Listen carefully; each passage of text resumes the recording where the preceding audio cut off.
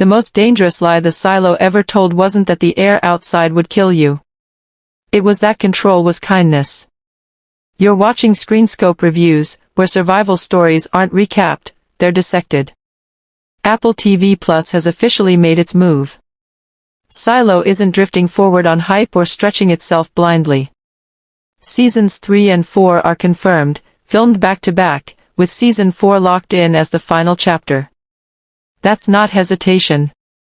That's design. When a series plans its ending this far in advance, it means the blueprint was always larger than the walls we could see. Season 1 taught us to accept the structure. Season 2 revealed the machinery behind it. Season 3 is about to expose who the structure was truly built for. Juliet stepping outside wasn't just rebellion. It was statistical impossibility. A flaw in a closed system that believed every outcome could be predicted. The silo wasn't shaken because she broke a rule. It was shaken because she proved the system couldn't calculate everything. She became living proof that human behavior can't be fully engineered. And that's the shift moving into Season 3. With Bernard gone, power doesn't disappear. It evolves. Authority becomes quieter, less emotional, less personal. No speeches. No visible cruelty. Just systems running themselves with calm certainty.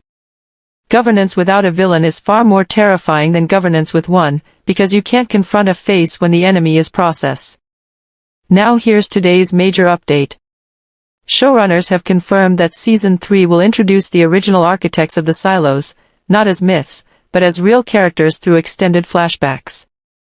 For the first time, we'll see the moment when protection became permanent containment. Not through chaos, but through logic. Through people who genuinely believed they were saving humanity by shrinking it. Camille's rise represents that evolution of control. Leadership without hesitation. Order without debate. Rebellion isn't crushed publicly anymore. It's prevented quietly. Adjusted out of existence. The system doesn't punish. It recalibrates. Meanwhile, Juliet exists outside the math. She's no longer just a symbol of resistance. She's an error the system can't resolve. That's why the narrative is tightening around her perspective. The coming seasons aren't about random mysteries. They're about origin. Who designed this world? What fear justified locking humanity underground? And at what point did survival replace freedom as the ultimate goal? Returning characters won't bring comfort. They'll bring context. The earliest designers of the silo didn't see themselves as villains. They saw themselves as necessary. People who chose longevity over liberty. Stability over scale. Survival over sovereignty. Season 3 won't focus on tearing the silo down. It will focus on what happens after certainty cracks. Because once people understand they weren't saved, they were structured, obedience stops feeling moral. The system's greatest weakness isn't the outside environment. It's internal awareness. Walls can contain bodies. They can't contain comprehension. So the real question going forward isn't whether humanity can survive beyond the silo.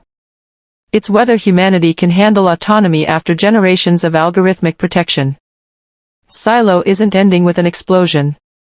It's ending with a realization. And that's far more dangerous. So tell me, in Season 3, what are you watching most closely? Juliet's next unpredictable move? The buried architects of the silos? Or the rise of a world where prediction replaces permission?